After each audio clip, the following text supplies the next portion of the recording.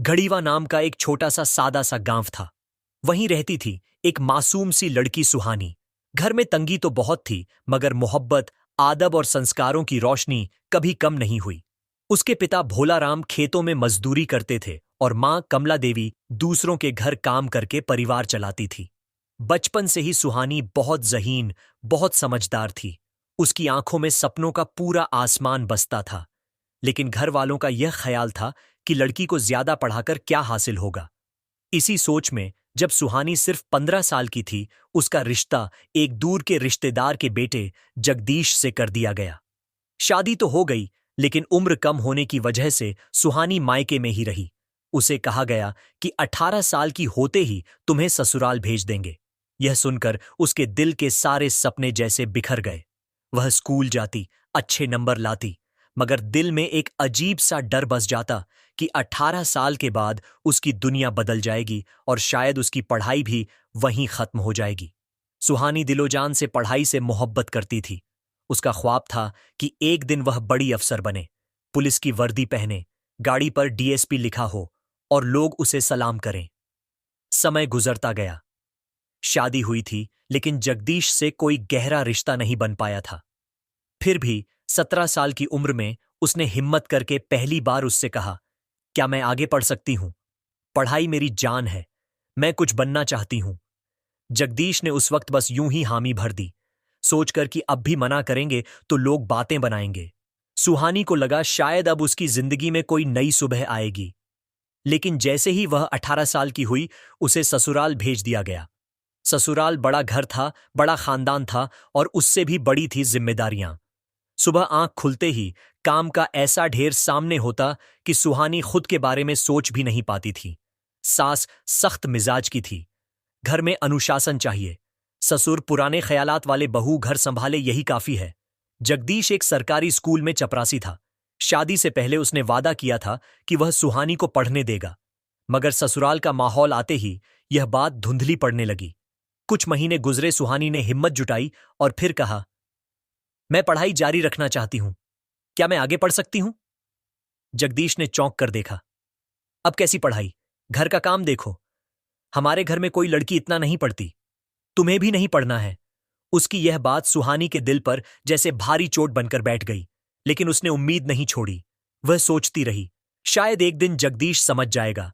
मगर वक्त के साथ जगदीश का स्वभाव और भी कड़क होता गया। छोटी छोटी बातों पर नाराज हो जाना, ऊंची आवाज में बोलना, सब आम हो गया। एक रात बहुत हिम्मत करके सुहानी ने फिर कहा, जगदीश, मैं बस थोड़ी सी पढ़ाई करना चाहती हूं। घर का काम भी करूंगी, पढ़ाई भी, बस इजाजत दे दो।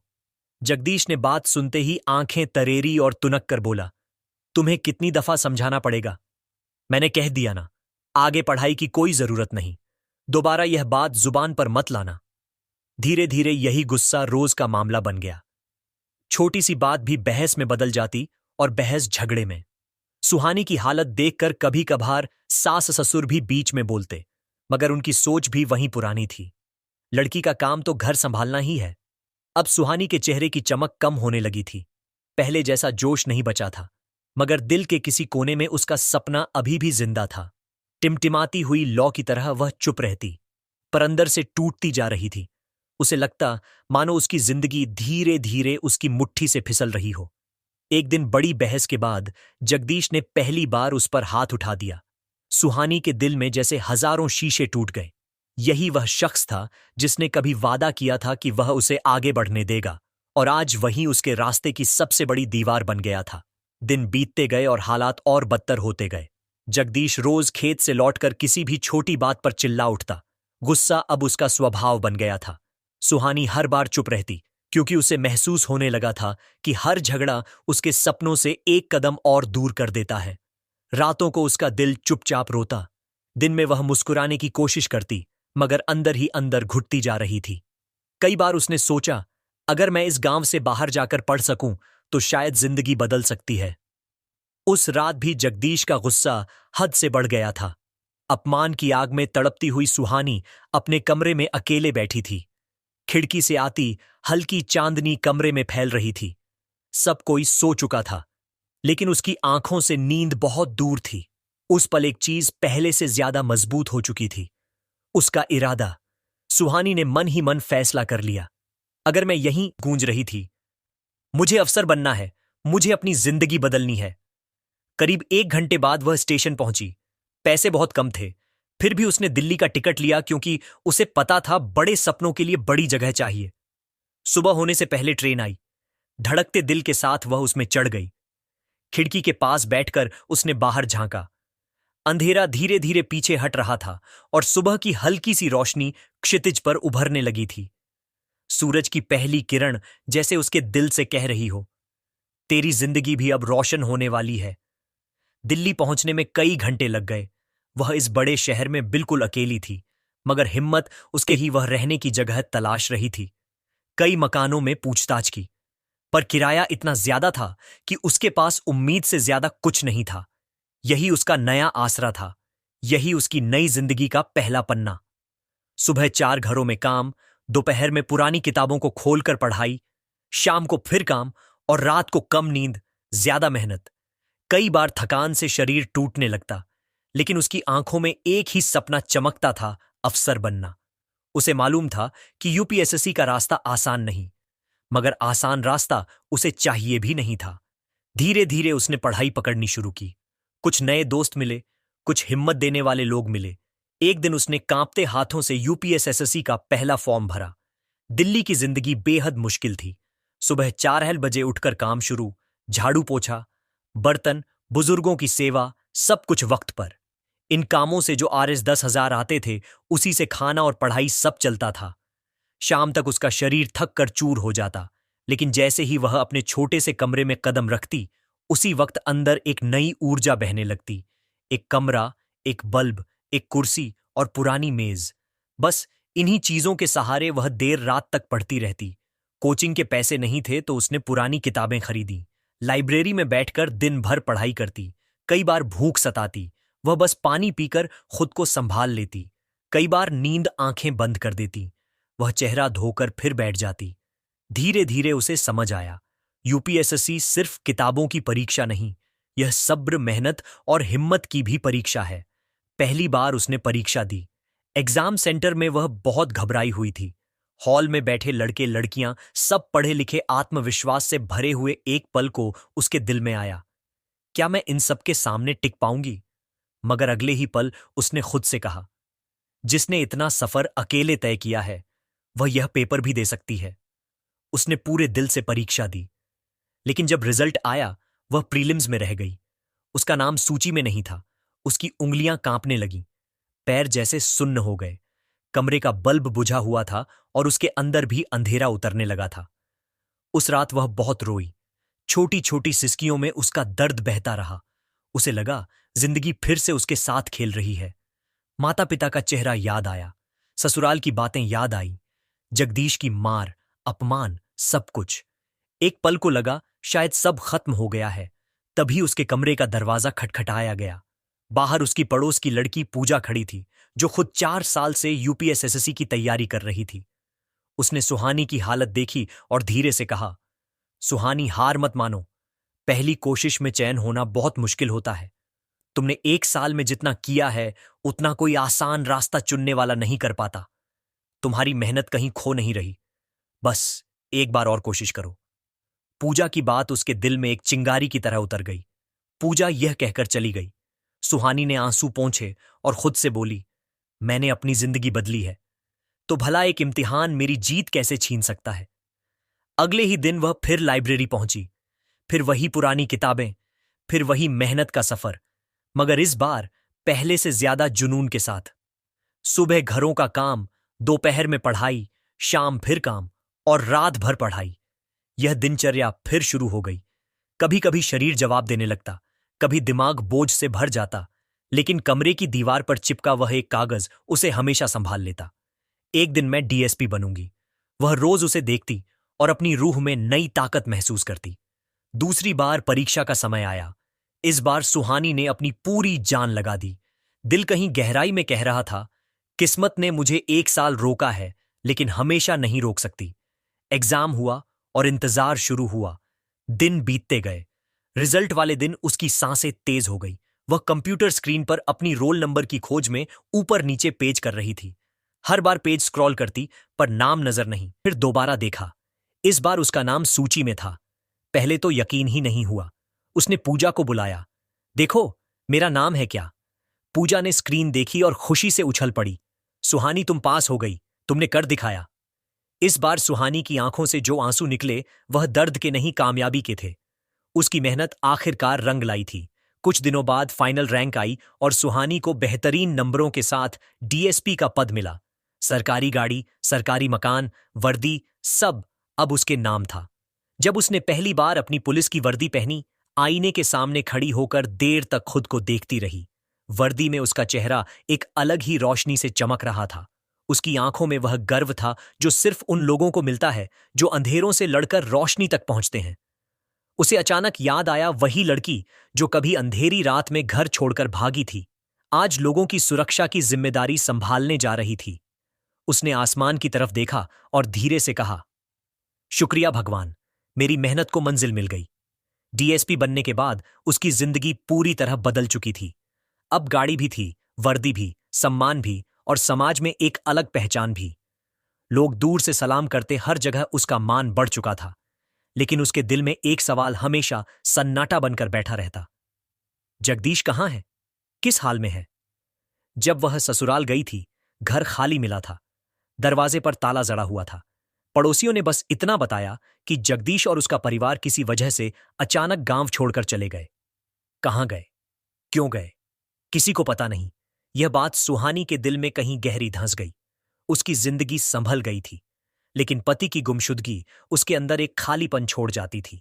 वह अक्सर सोचती, इतने सालों में उसने मुझे ढूंढने की कोशिश क्यों नहीं की। इसी बीच सरकार की तरफ से एक अहम आदेश आया। मथुरा में होने वाले बड़े धार्मिक कार्यक्रम की सुरक्षा संभालने के लिए उसे भेजा जा रहा था। मथुरा, जहां रोज लाखों श्रद्धालु आते हैं। संकरी गलियां, भीड़ भरे रास्ते, हर तरफ भक्तों का सैलाब। यहां सुरक्षा का काम सिर्फ हिम्मत नहीं बल्कि तेज दिमाग और जज्बे की भी मांग करता था।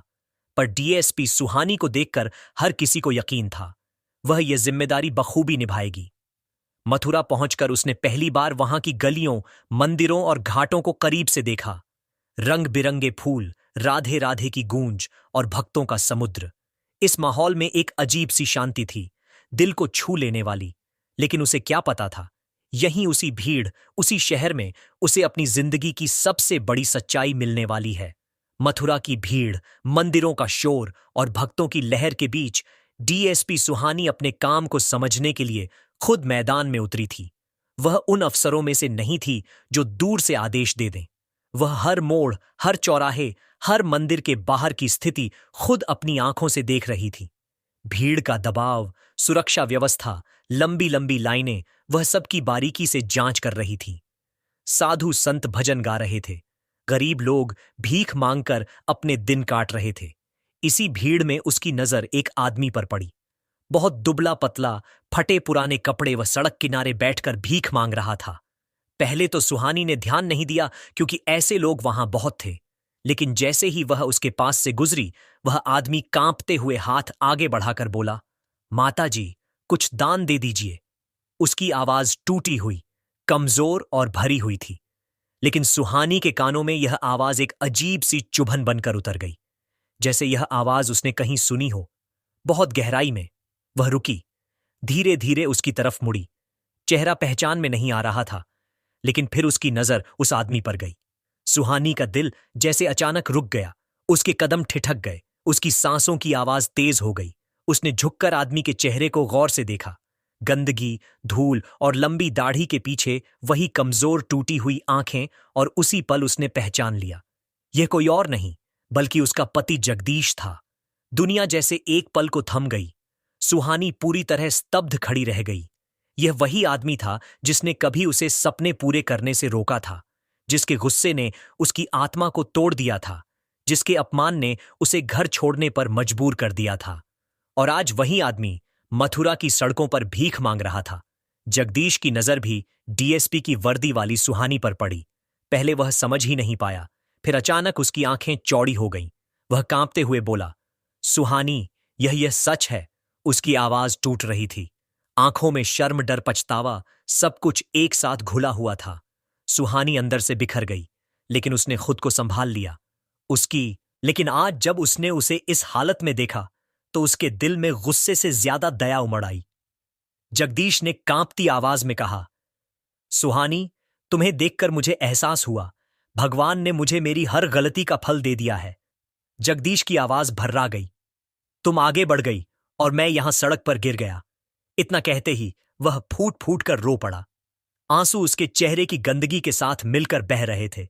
वह अपनी हथेलियों से चेहरा ढककर बोला, जो कुछ तुमने सहा वह सब मेरी वजह से था। मैंने तुम्हें रोका, तुम्हारे सपनों को तोड़ा, हमेशा गलत साबित किया। अगर मैं तुम्हारा साथ देता तो शायद मेरी जिंदगी भी ऐसे बर्बाद ना होती। मैंने अपने हाथों से सब नष्ट कर दिया, सब। सुहानी ने गहरी सांस ली। वह उसके पास नीचे बैठ गई ताकि लोग उसे डर या शर्म की नजर से ना देखें। धीरे से उसने पूछा, घर पर क्या हुआ था? जगदीश की आवाज भर्रा गई। तुम आगे बढ़ गई और मैं यहां सड़क पर गिर गया। इतना कहते ही वह फूट फूट कर रो पड़ा। आंसू उसके चेहरे की गंदगी के साथ मिलकर बह रहे थे। वह अपनी हथेलियों से चेहरा ढककर बोला, जो कुछ तुमने सहा वह सब मेरी वजह से था। मैंने तुम्हें रोका, तुम्हारे सपनों को तोड़ा, हमेशा गलत साबित किया। अगर मैं तुम्हारा साथ देता तो शायद मेरी जिंदगी भी ऐसे बर्बाद ना होती। मैंने अपने हाथों से सब नष्ट कर दिया, सब। सुहानी ने गहरी सांस ली। वह उसके पास नीचे बैठ गई ताकि लोग उसे डर या शर्म की नजर से ना देखें। धीरे से उसने पूछा, घर पर क्या हुआ था? तुम अचानक कहां गायब हो गए? जगदीश ने चोरी चोरी उसकी तरफ देखा। उसकी आंखें फट चुकी थीं, आवाज थरथरा रही थी। तुम्हारे जाने के कुछ महीनों बाद एक बड़ा हादसा हो गया। मेरे मां बाप दोनों मर गए। मैं बिल्कुल अकेला पड़ गया। वह बोलते बोलते रुक गया। गला जैसे जाम हो गया था। कुछ पल बाद उसने खुद को संभाला। मैं अंदर से टूट चुका था। गुस्सा मेरे स्वभाव का हिस्सा बन गया था। मैं गलत लोगों में पड़ गया। नशे की लत लग गई। घर बिक गया। जमीन चली गई। आखिरी कमाई भी शराब में डूबा दी। आखिर में मेरे पास ना घर था, ना पैसा, ना कोई अपना, बस अकेलापन और बर्बादी थी। सुहानी की आंखें भर आईं। उसने कभी सोचा भी नहीं था कि वह आदमी जिसने कभी उसे दबाया था आज खुद ऐसी जिंदगी जी रहा होगा। दुनिया में बहुत लोग गलतियां करते हैं, लेकिन बहुत कम लोग अपनी गलती स्वीकार करते हैं। सुहानी ने नरम आवाज में कहा, जगदीश, हां, तुमने गलतियां की, लेकिन इंसान गलतियां करता है। अगर तुम सच में बदलना चाहते हो तो जिंदगी तुम्हें एक और मौका जरूर देगी। जगदीश ने कांपती आवाज में पूछा, क्या तुम मुझे इस हालत से निकालने में मदद करोगी? मुझे पता है मैं तुम्हारे लायक नहीं हूं, लेकिन मैं फिर से जीना चाहता हूं। तुम्हें देखकर हिम्मत मिल रही है। सुहानी ने उसके कंधे पर हाथ रखा। मैं तुम्हें अपने घर वापस नहीं। मथुरा की हवा जैसे थम गई। दूर मंदिरों में मंगला आरती की घंटियां बज रही थीं। माहौल में एक अजीब सी पवित्रता थी, मानो भगवान खुद इस पल को देख रहे हों। सुहानी ने तुरंत अपनी टीम को आदेश दिए, इन्हें साफ सफाई कराओ, खाना खिलाओ और डॉक्टर को दिखाओ। कुछ ही घंटों में उसका चेहरा धुल गया। लंबी दाढ़ी काट दी गई, बाल ठीक कर दिए गए, कपड़े बदल दिए गए। वह पहले जैसा तो नहीं लगा, लेकिन अब कम से कम एक इंसान की तरह दिखने लगा। सुहानी उसे पास के हॉस्पिटल ले गई, जहां लोग नशे की गिरफ्त से बाहर निकलकर अपनी जिंदगी दोबारा शुरू करते थे। डॉक्टर ने कहा, मैडम, हम इनका पूरा इलाज करेंगे। समय लगेगा, लेकिन यहां इन्हें अच्छा माहौल मिलेगा। जगदीश डरते हुए बोला, तुम मुझे छोड़कर चली तो नहीं जाओगी? सुहानी हल्का सा मुस्कुराई, नहीं, मैं तुम्हें छोड़कर नहीं जाऊंगी, लेकिन मैं तुम्हें उस जिंदगी में भी वापस नहीं ले जाऊंगी जहां से मैं भाग कर आई थी। तुम्हें पहले खुद को सुधारना होगा। जब तुम अपनी जिंदगी संभाल लोगे, तब हम दुनिया को बताएंगे कि गलती करने वाला इंसान भी अगर सच्चे दिल से पछता ले तो जिंदगी उसे दूसरा मौका देती है। जगदीश पूरी तरह ठीक हो गया। लत छूट गई, शरीर संभल गया, चेहरा फिर से इंसानियत की रोशनी से भर गया। और यहीं यह कहानी खत्म होती है, लेकिन सुहानी की ताकत, जगदीश का पछतावा और जिंदगी का दिया हुआ दूसरा मौका लोगों के दिलों में हमेशा जिंदा रहेगा।